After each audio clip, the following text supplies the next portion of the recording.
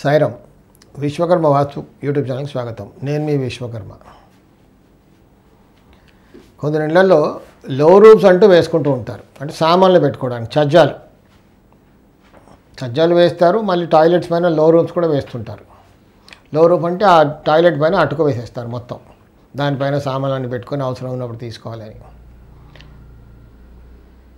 అసలు నిజం చెప్పాలంటే లో రూమ్ పైన పడే సామాన్ ఎవరు ఎప్పుడు తీయరు. ఇంకా ఎక్కడ ఏదైనా ఇప్పుడు మనం వాడటం లేదు, ఎక్కడ పెట్టాలి, తీసుకెళ్ళి అటుకు పైన పెట్టారా, అటుకు పైన పెట్టేస్తారు. అటుకు పైన ఏముందో కూడా మనకు తెలియదు. తీరా అవసరం వచ్చినప్పుడు అది అక్కడ ఉందా కూడా మర్చిపోతాం మనం. మళ్ళీ కొనుక్కోవాల్సిందే.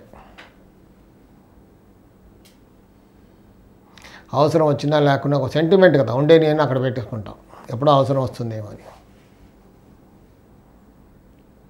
ఆ రోజుల్లో అయితే ఏదైనా ఫంక్షన్ అయితే ఇంట్లోనే వండేవాళ్ళు కాబట్టి పెద్ద పెద్ద భగవాన్లు అన్నీ పెట్టుకుని యుటెన్సిల్స్ పెట్టుకునేవాళ్ళు.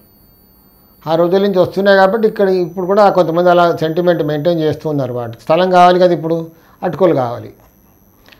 ప్రాక్టికల్గా అయితే ఎవరు వండట్లేదు, ఇప్పుడు అందరు క్యాటరింగ్ ఇచ్చేస్తున్నారు కాబట్టి. ఆ రోజుల్లో క్యాటరింగ్ అనేది లేదు కాబట్టి వండుకున్నారు.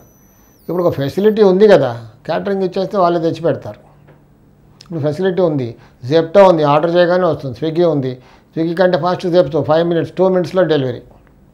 ఆ రోజుల్లో ఎక్కడుంది, వెళ్ళి కొనుక్కోవాలి, మనమే వెతికి కొనుక్కోవాలి. ఇప్పుడు ఆ ఫెసిలిటీ ఉంది కాబట్టి కూర్చొని డిజిటల్ ఫోన్ కొడతాం, యాప్ డౌన్లోడ్ చేసుకొని చేయని 5 minutesలో ఏదైనా ఆర్డర్ ఇవ్వచ్చు.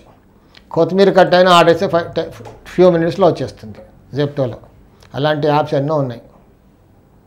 సో ఇప్పుడు అటుకుల అవసరం లేదు, కాలం చెల్లిపోయింది దానికి.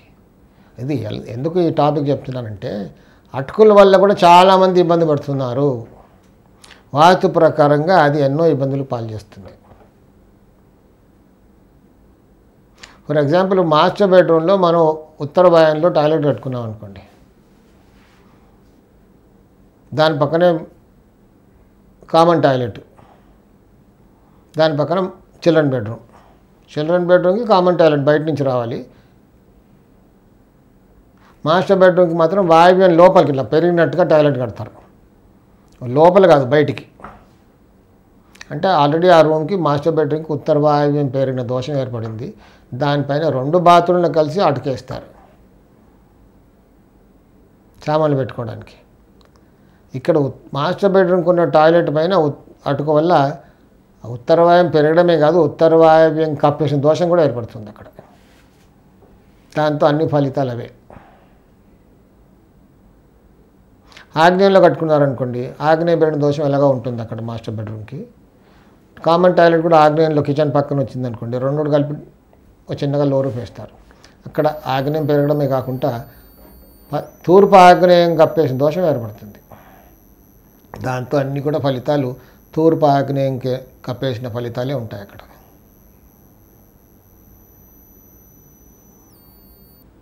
సో లో రూఫ్స్ అలా ఉండకూడదు. ఊరికే కామన్ టాయిలెట్ పైన రూఫ్ వేసుకున్నాం, ఇబ్బంది ఏం లేదు. పశ్చిమంలో ఉన్న టాయిలెట్ పైన రూఫ్, లేకపోతే దక్షిణంలో ఉన్న కామన్ టాయిలెట్ పైన ఒక టాయిలెట్ పైన రూఫ్ వేసుకుంటే దానివల్ల దోషమే ఉండదు.